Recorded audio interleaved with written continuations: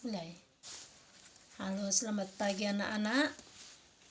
Baiklah, pertama sekali kita mengucapkan syukur kepada Tuhan yang telah memberikan kesehatan kepada kita.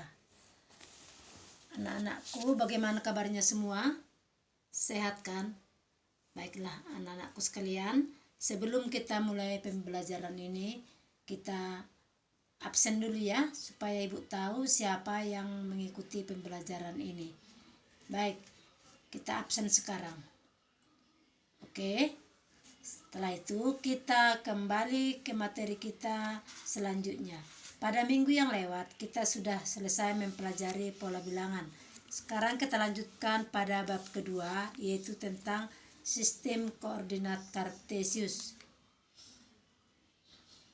Dasar. Yang pertama, 3.1 menjelaskan kedudukan titik dalam bidang koordinat kartesius yang dihubungkan dengan masalah konstektual, serta menyelesaikan masalah yang berkaitan dengan kedudukan titik dalam koordinat kartesius. Peta konsepnya, sistem koordinat kartesius, kita akan beralih kepada posisi titik, di mana ada titik asal, kemudian sumbu X, dan sumbu Y. Apa sih koordinat kartesius itu? Nah, pasti ada di benak kalian pertanyaan seperti ini. Karena kalian sudah biasa melihatnya, tapi belum terbiasa dengan kasusnya. Koordinat kartesius adalah letak suatu titik objek yang ditulis dengan X, Y. Penggunaan koordinat kartesius dalam kehidupan sehari-hari ada beberapa contoh. Yang pertama, penggunaan radar. Nih, penggunaan radar ya. Dalam penerbangan. Nih, kemudian peta ya. Peta ini sering sekali digunakan. Apa itu titik absis dan titik ordinat? Perhatikan ilustrasi berikut ini. Nah, ini ada sumbu X dan sumbu Y. Yang mana sih absis, yang mana ordinat? Nah, ordinat itu adalah nilai yang berada di sumbu Y. Sedangkan absis adalah nilai yang berada di sumbu X. Nah, di tengah-tengah ini ada titik 0,0. Sumbu X 0 dan sumbu Y 0. Ini adalah titik asal. Titik koordinat kartesius ditulis sebagai X, Y. Contoh, jika diketahui titik koordinat 4,3, maka dapat dikatakan bahwa nih ya, titik koordinat 4,3, nah berarti dia di sumbu X-nya 4, di sumbu Y-nya 3. Nah, berarti absisnya 4, koordinatnya 3. Posisi titik terhadap sumbu X dan sumbu Y. Nih, kita ada beberapa contoh titik yang berada di koordinat kartesius. Dari gambar dapat ditulis posisi titik P berjarak 4 satuan dari sumbu X. Ini sumbu X, dia berjarak 4 satuan ke atas. 1, 2, 3, 4. Dan berjarak 2 satuan dari sumbu Y ke kanan ya. 1, 2. Oke, ini dia. Titik Q berjarak 5 satuan dari sumbu X. Nih, 5 satuan dari sumbu X ke atas. 1, 2, 3, 4, 5. Dan 5 satuan dari sumbu Y. 1, 2, 3, 4, 5. Kemudian, titik R berjarak 3 satuan dari sumbu X. 1, 2, 3, dan 5 satuan dari sumbu Y. 1, 2, 3, 4, 5. Nah, sumbu S berjarak 2 satuan dari sumbu X. 1, 2 dari sumbu X ya. Dan 3 satuan dari sumbu Y. 1, 2, 3. Nah, positif negatif itu ke kanan, ke kiri, ke atas, dan ke bawah. Sistem koordinat. Nih, sistem koordinat kalau digambarkan secara 2 dimensi seperti ini. Hanya 2 dimensi, yaitu absis dan ordinat. Nah, kalau ini adalah sistem koordinat kalau kita tulis, kita gambar dalam 3 dimensi. Kuadran pada koordinat Kartesius. Nah, dia terdiri atas 4 kuadran. Ini kuadran pertama. Ini kuadran pertama, di mana absis dan ordinatnya bernilai positif. Absis dan ordinatnya bernilai positif. Nah, ini kuadran kedua, di mana absisnya bernilai negatif, ordinatnya bernilai positif. Ini contohnya ya, absisnya bernilai negatif, ordinatnya bernilai positif. Nah, ini kuadran ketiga. Di kuadran ketiga ini, absis dan ordinatnya bernilai negatif. Di kuadran 4, absisnya positif, ordinatnya negatif. Oke, next. Kedudukan sebuah titik. Nih, kita ada contoh ya. Kedudukan sebuah titik ada beberapa titik. Nah, kalian harus tahu, kita mulainya dari H. Berapakah titik H ini? Dia berada di sumbu X2, di sumbu Y-nya 3. Sehingga X berarti titiknya adalah 2,3. Paham? Kita lanjut ya. Sekarang yang B. B itu di sumbu X-nya dia min 3. Di sumbu Y-nya dia 4. Berarti titiknya adalah min 3,4. Next, sekarang titik D. Titik D itu sumbu X-nya dia terletak di min 4. Di sumbu Y dia terletak di min 3. Berarti titik D adalah min 4, min 3. F. Titik F ini di sumbu X dia positif 2. Sumbu Y-nya dia min 3. 2, min 3. Next. Sekarang titik A. Nih titik A. Sumbu X dia di titik 0. 0 ya nih ya. Nah, sumbu Y-nya dia terletak di 6. Berarti ordinatnya 0,6. Lanjut. G. Dia terletak di sumbu X-nya 4 dan sumbu Y-nya 0. Berarti koordinatnya 4,0. Next. C. Sumbu X-nya min 3, sumbu Y-nya 0. Berarti koordinatnya adalah min 3,0. Next. Titik E. Ini titik E. Dia berada di sumbu X-nya 0 dan sumbu Y-nya min 6. Berarti koordinatnya adalah 0,min 6. Nah, ini adalah beberapa contoh titik-titik koordinat. Sudah paham? Kita lanjut berikutnya. posisi garis terhadap sumbu koordinat. Nah, garis yang sejajar dengan sumbu koordinat, seperti ini contohnya. Nah, ini adalah kedudukan kalau dua buah garis sejajar ya. Nah, bagaimana kalau garis itu sejajar terhadap sumbu X? Nih, sejajar, arahnya sama, letaknya sama ya. Kalau sudah belajar gradien, gradiennya juga sama atau kemiringannya ya. Nah, ini kalau garis AB sejajar dengan sumbu Y. Nih, sejajar dengan sumbu Y. Ini sejajar dengan sumbu Y. Kalau tadi sejajar dengan sumbu X. Next.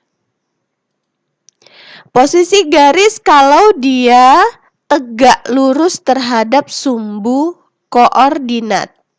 Nih, ini posisi dia tegak lurus ya, akan membentuk sudut siku atau 90 derajat. Ini garis A dan B, dia tegak lurus terhadap sumbu X. Nih, ada tegak lurus terhadap sumbu X. Kalau ini garis AB tegak lurus terhadap sumbu Y, Jadi kamu sudah tahu mana garis sejajar dan mana garis tegak lurus terhadap sumbu koordinat. Berikutnya, posisi yang ketiga jika garis berpotongan dengan sumbu koordinat. Nah, ini ada garis K dan garis L. Dia saling berpotongan di titik X1, Y1. Nah, garis L ini memotong sumbu X di titik min 3,0.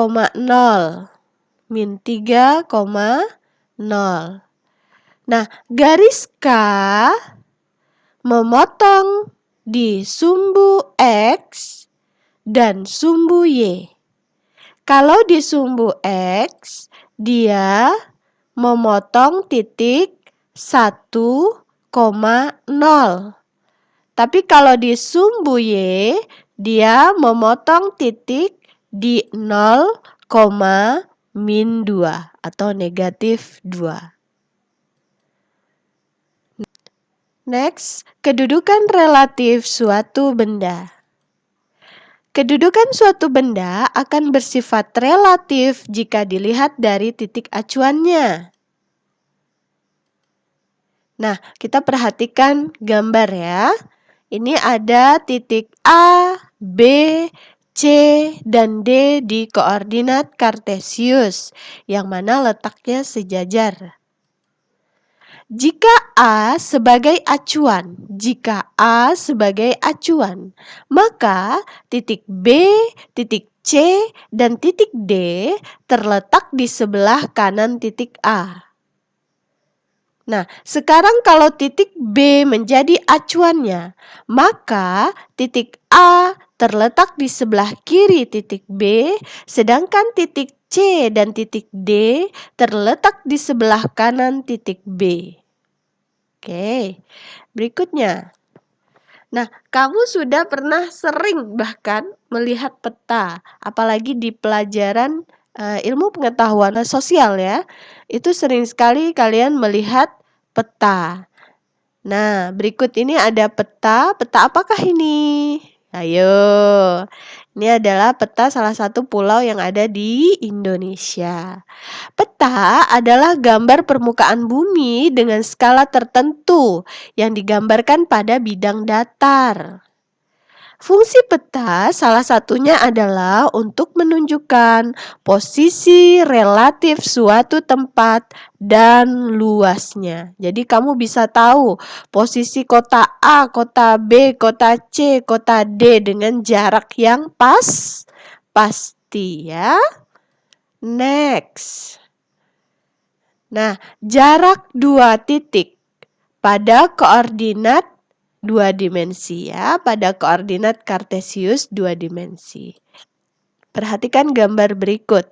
Saya punya titik A di titik X1, Y1 dan titik B di titik X2, Y2.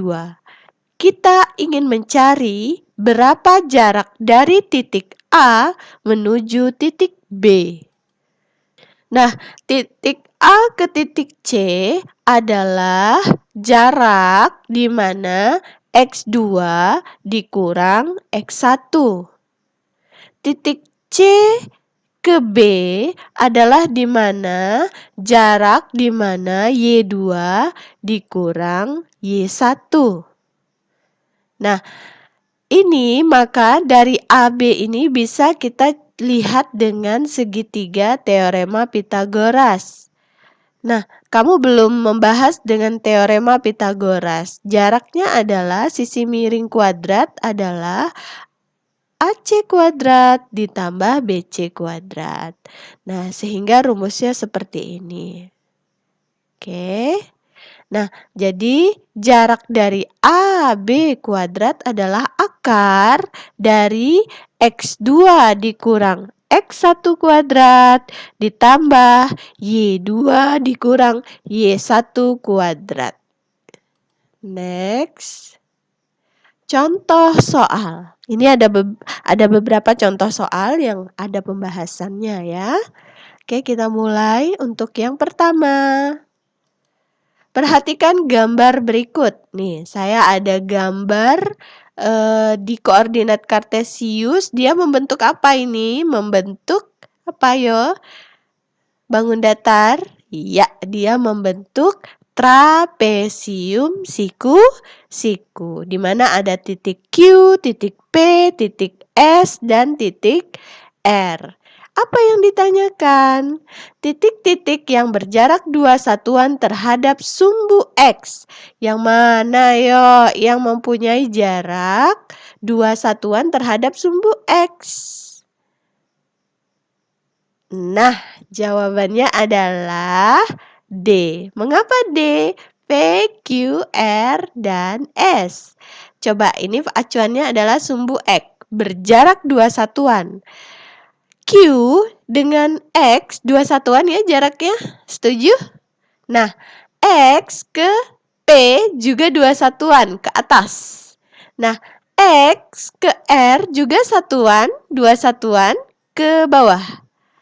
X sumbu X ke titik R juga 2 satuan ke sumbu ke bawah ya, 2 satuan ke bawah.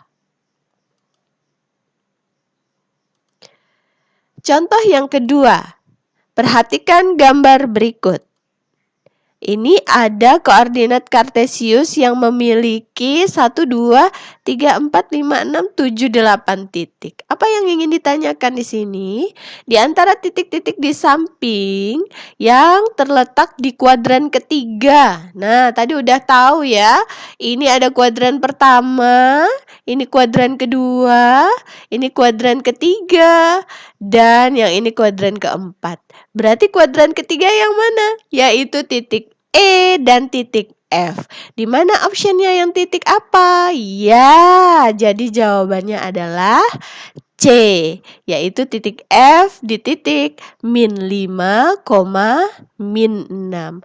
Kalau E berapa? Min 3, min 3. Tidak ada ya di sini, jadi kamu pilih saja yang F. Next, nomor 3. Oke, titik A min 2,1, titik B 4,1 adalah titik-titik sudut yang saling berhadapan pada persegi panjang ABCD. Jika koordinat titik C 4,4, maka koordinat titik D adalah, ini ada pilihannya. Kalau ada kasus seperti ini, kamu harus menggambarnya pada koordinat kartesius. Nah, berikutnya kita gambar dulu di koordinat kartesius. Dengan menggambar di koordinat kartesius, kamu bisa langsung tahu apa jawabannya. Oke, ini saya gambar ya. Tadi titik A, titik B yang saling berhadapan. Kemudian ada titik C. Di manakah titik D? Nah, ini sudah saya gambarkan bahwa titik D-nya dia membentuk persegi panjang, otomatis titik D-nya adalah negatif 2,4. Mudah sekali kan? Ya. Nah, untuk melihat hasil pembelajaran kita kali ini, kita akan mengadakan evaluasi, di mana soal ini akan kalian bahas dan kalian pahami. Selamat mencoba.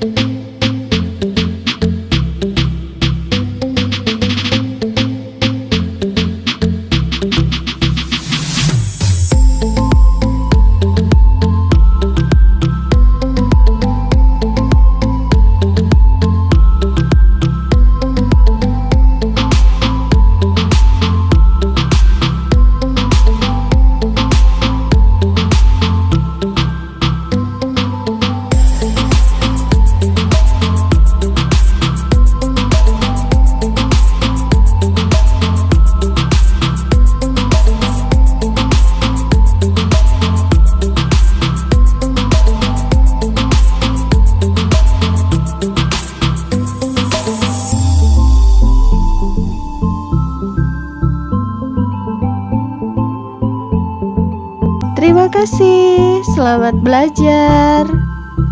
Sampai jumpa pada pembelajaran berikutnya. Wassalamualaikum warahmatullahi wabarakatuh.